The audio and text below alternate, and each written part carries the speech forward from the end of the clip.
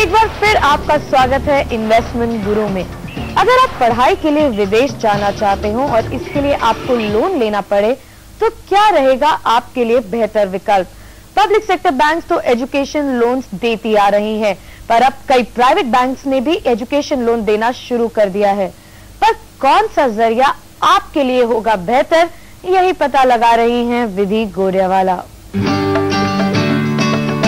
आपका admission college या university में तो हो गया है, पर इसकी फीस की भरपाई आप कैसे करेंगे? भारत में एजुकेशन लोन्स मिलना आसान नहीं है, लेकिन अगर आप सही जानकारी लें और एजुकेशन लोन्स लेने का सही विकल्प चुनें, तो शायद आप इसका पूरा फायदा उठा सकते हैं और बढ़ते पढ़ाई के खर्च का बोझ भी कम कर सकते हैं। सबसे सस्ता और बढ़िया विकल्प वो है कोई भी पब्लिक सेक्टर बैंक से एजुकेशन लोन। लेकिन इसमें दो दिक्कतें हैं। जब 4 लाख से ज्यादा का लोन है तो बैंक ये देखेगी कि आपके पास कोई सिक्योरिटी है कि नहीं। नॉर्मली सिक्योरिटी होगी घर या कोई जेवर अगर हो, या फिर कोई और सिक्योरिटी हो, लाइफ इंश्योरेंस पॉलिसी हो जिसकी वैल्यू ज्यादा है, या शेयर्स हो, या म्यूचुअल फंड के यूनिट्स हो। तो सिक्योरिटी के बिना, और कोर्स अच्छा होना चाहिए, उनका रिकग्नाइज्ड कोर्स होना चाहिए। तो अगर आप कोई बहुत ही स्पेशलाइज्ड कोर्स कर रही हैं, से कोई माइक्रोबायोलॉजी का कोर्स कर रही हैं, तो मैं नहीं कहता कि बैंक नहीं देगी, बट उनको समझाने में शायद थोड़ा सा वक्त लग सकता है।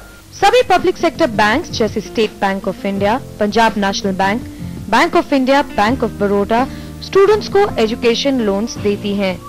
इन बैंक्स के 20 लाख तक के लोन्स के लिए औसतन ब्याज दर 13.5% के लगभग है। अगर ये नहीं मिलता है तो फिर आपको सोचना पड़ेगा रेगुलर प्राइवेट बैंक से लोन अगेंस्ट सिक्योरिटी लेने का, या अब एक स्पेशलाइज्ड इंस्टीट्यूशन भी खुली है जो सिर्फ एजुकेशन को फंड करती है, क्रेडिला नाम है उसका। लेकिन वहां भी आपको अगर बड़ी अमाउंट लेनी है तो अगर आपके पास सिक्योरिटी नहीं होगी तो आपको वो लोन नहीं मिलेगा। आजकल प्राइवेट बैंक्स भी लोन देने लगे हैं। कई प्राइवेट बैंक्स जैसे ICICI, HDFC, IDBI education loans देते हैं, लेकिन इनके ब्याज दर काफी ज्यादा होते हैं।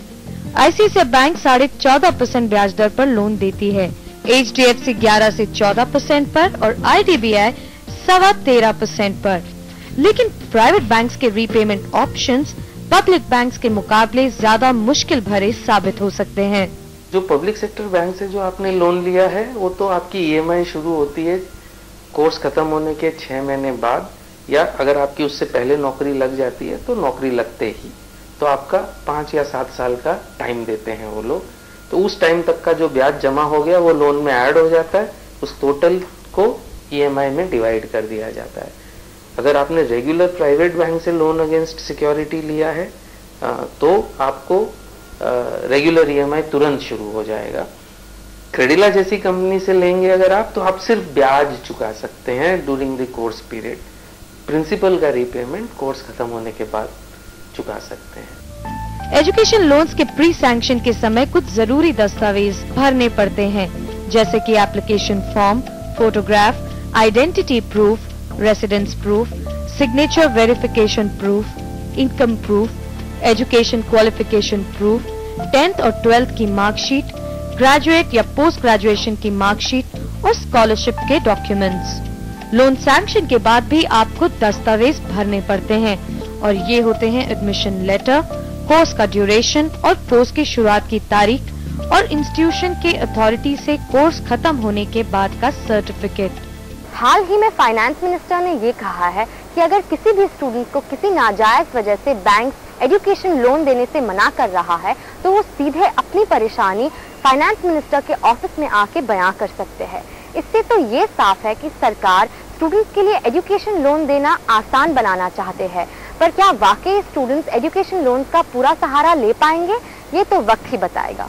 इन्वेस्टमेंट गुरु में आज सिर्फ इतना ही। अगर आप भी अपने निवेश या बचत से जुड़ी जानकारी चाहते हैं या कार्यक्रम से जुड़ी अपनी सलाह देना चाहते हैं तो हमें लिखें paisa@moneycontrol.com पर। देखते रहिए CNBC आवाज। नमस्कार।